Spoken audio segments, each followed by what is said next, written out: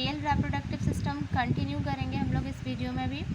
First जो part इसमें study करेंगे वो है टेस्टिस।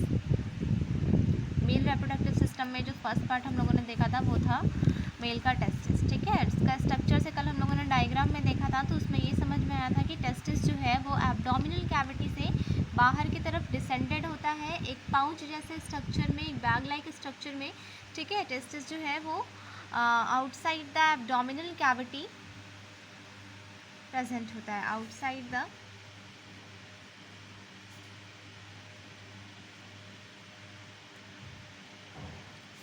एब्डोमिनल कैविटी प्रेजेंट था, outside the abdominal cavity in scrotum. यही इसका पोजीशन हो जाएगा टेस्टिस का, कि टेस्टिस कहाँ प्रेजेंट होता है, तो एब्डोमिनल कैविटी के बाहर स्क्रोटम में। स्क्रोटम क्या है? Scrotum is a pouch like structure. Scrotum is what? Pouch like structure. इस पाउच लाइक स्ट्रक्चर को हम लोग बैग लाइक स्ट्रक्चर भी बोल सकते हैं। ठीक है, sac like, bag like structure होता है स्क्रोटम, और इसी के अंदर प्रेजेंट होता है टेस्टिस। ठीक है, तो बाकी जितने पार्ट्स हैं, बाकी जितने भी रिप्रोडक्टिव पार्ट हैं मेल के, वो तो सब उनके एब्डोमिनल कैविटी में ही होते हैं। लेकिन ये जो टेस्टिस जो है वो उसके बाहर डिसेंडेड होने का रीज़न क्या है कि टेस्टिस जो है वो मेल की बॉडी के अंदर नहीं बल्कि एक पाउच जैसे स्ट्रक्चर में प्रेजेंट होता है। इसका ये रीज़न है कि टेस्टिस के अंदर मेनली जो है इंपॉर्टेंट प्रोसेस जो होता है वो है स्पर्मेटोजेनेसिस। ये आप लोगों को पता है। स्पर्मेटोजेनेसिस के प्रोसेस से ही क्या होता है कि स्पर्म का फॉर्मेशन होता है। स्पर्म के फॉर्मेशन को ही क्या बोलते हैं हम लोग? स्पर्मेटोजेनेसिस। और स्पर्मेटोजेनेसिस जो है ये हमारा टेस्टिस के अंदर होता है, और स्पर्मेटोजेनेसिस के लिए नॉर्मल बॉडी टेम्परेचर से लेस टेम्परेचर चाहिए होता है। नॉर्मल बॉडी टेम्परेचर से हम कह सकते हैं, नॉर्मल बॉडी टेम्परेचर से 2 to 2.5 डिग्री सेल्सियस टेम्परेचर जो है वो लो रिक्वायर्ड होता है। 2 to 2.5 degree Celsius temperature low temperature चाहिए होता है। ठीक है, नॉर्मल बॉडी टेम्परेचर से 2 से 2.5 डिग्री सेल्सियस टेम्परेचर लो चाहिए होता है स्पर्मेटोजेनेसिस के लिए। इसीलिए क्या होता है कि टेस्टिस जो है वो बॉडी के अंदर ना हो करके बल्कि बॉडी के बाहर डिसेंडेड होता है, ताकि वहाँ पे उसको सूटेबल टेम्परेचर मिल सके और वहाँ पे स्पर्मेटोजेनेसिस का प्रोसेस सही से हो सके। ठीक है, नेक्स्ट हम लोग देखेंगे टेस्टिस का शेप। अगर शेप की बात करें टेस्टिस, तो टेस्टिस जो है ओवल शेप का होता है। ठीक है, शेप क्या हो जाएगा इसका? ओवल। लेंथ अगर देखें, अगर नॉर्मल एडल्ट मेल का जो टेस्टिस होता है उसका लेंथ कितना होगा, तो लेंथ इसका 4 to 5 सेंटीमीटर होता है। विड्थ अगर देखें, विड्थ कितनी होगी इसकी, तो विड्थ जो है वो 2 to 3 सेंटीमीटर विड्थ होता है। ठीक है, और टेस्टिस जो है ऊपर से जो है वो कवर्ड होता है डेंस टिश्यू से। तो कह सकते हैं कि it is covered by dense tissue. Dense tissue जो है वो दोनों टेस्टिस को क्या होता है ऊपर से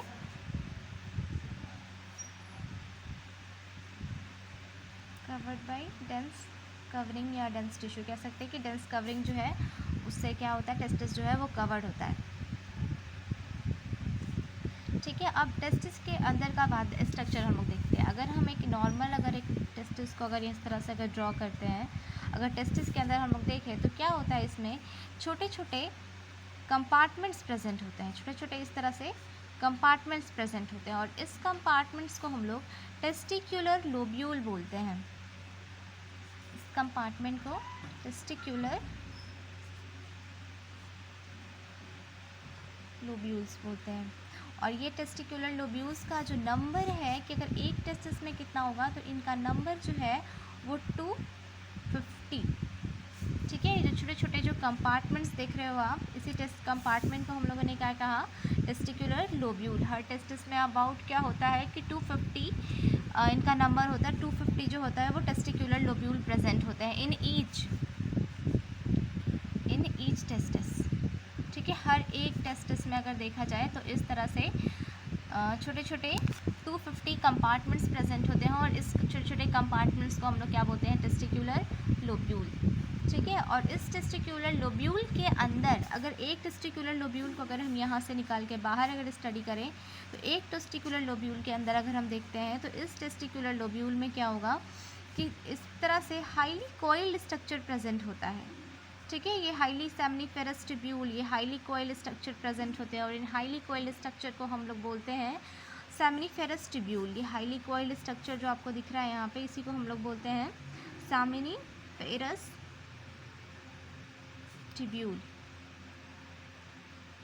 ठीक है, सेमनीफेरस ट्यूब्यूल। सेमनीफेरस ट्यूब्यूल का नंबर कितना होगा, तो ये with in east testicular lobule, इनका नंबर जो है, इनका नंबर भी जो है वो हो सकता हमारा 1 to 3 के बीच का हो सकता है। मतलब 1 भी हो सकता है, ये 2 भी हो सकते हैं और 3 भी हो सकते हैं। तो हर टेस्टिकुलर लोब्यूल के अंदर क्या प्रेजेंट होता है, सेमनीफेरस ट्यूब्यूल, और सेमनीफेरस ट्यूब्यूल का नंबर 1 to 3 होगा इन ईच टेस्टिकुलर लोब्यूल। ठीक है, अब हम देख रहे हैं कि सेमनीफेरस ट्यूब्यूल, अगर एक ट्यूब्यूल को अगर यहाँ से फिर से अगर हम इस ट्यूब्यूल को स्टडी करें बाहर अगर निकाल करके, अगर ट्यूब्यूल को अगर हम देखें तो ट्यूब्यूल को अगर हम देखते हैं तो इसके अंदर क्या होता है, ये अंदर की तरफ से इसमें 2 तरह के सेल्स से ये लाइंड होता है। अंदर से ये 2 तरह के सेल जो हैं वो इसको लाइंड किए हुए होते हैं। इस तरह से 2 तरह के सेल्स जो हैं वो इसको लाइंड करते हैं सेमनीफेरस ट्यूब्यूल को। ये दो तरह के सेल्स क्या होते हैं, तो यहाँ पे हम कह सकते हैं कि सेमनीफेरस ट्यूब्यूल जो है वो लाइंड बाय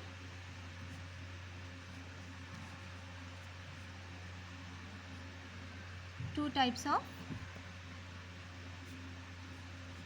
सेल्स, 2 तरह के सेल से ये लाइंड होता है।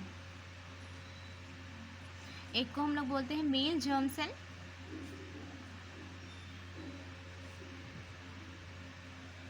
और नेक्स्ट जो हमारा है वो है Sertoli cell. Male germ cell और Sertoli cell. Male germ cell को ही हम स्पर्मेटोगोनिया भी बोलते हैं।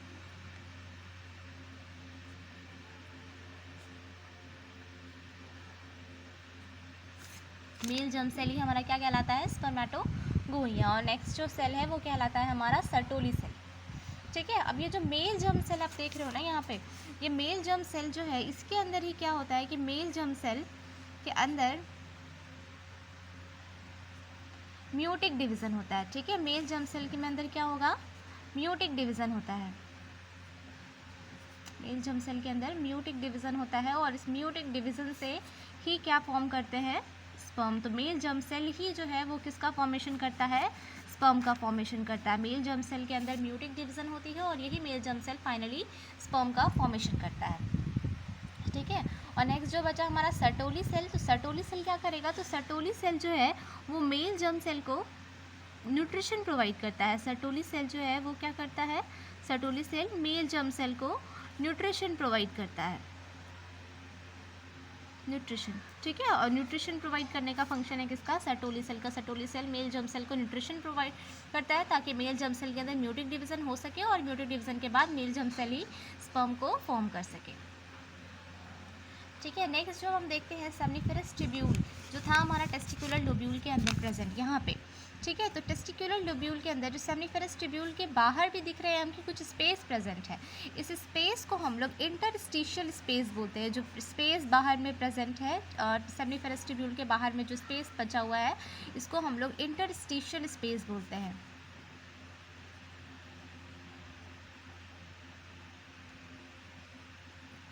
Interstitial space. ठीक है, इंटरस्पेशियल स्पेस में आखिर होगा क्या, इंटरस्पेशियल स्पेस में क्या होता है कि बहुत छोटे छोटे क्या होते हैं, ब्लड वेसल्स प्रेजेंट होते हैं। इंटरस्पेशियल स्पेस में क्या प्रेजेंट होता है, तो इंटरस्पेशियल स्पेस के अंदर प्रेजेंट होते हैं ब्लड वेसल्स। ठीक है, small blood vessels, small blood vessels present होते हैं और इनके अंदर इंटरस्टिशियल सेल प्रेजेंट होता है। इंटरस्टिशियल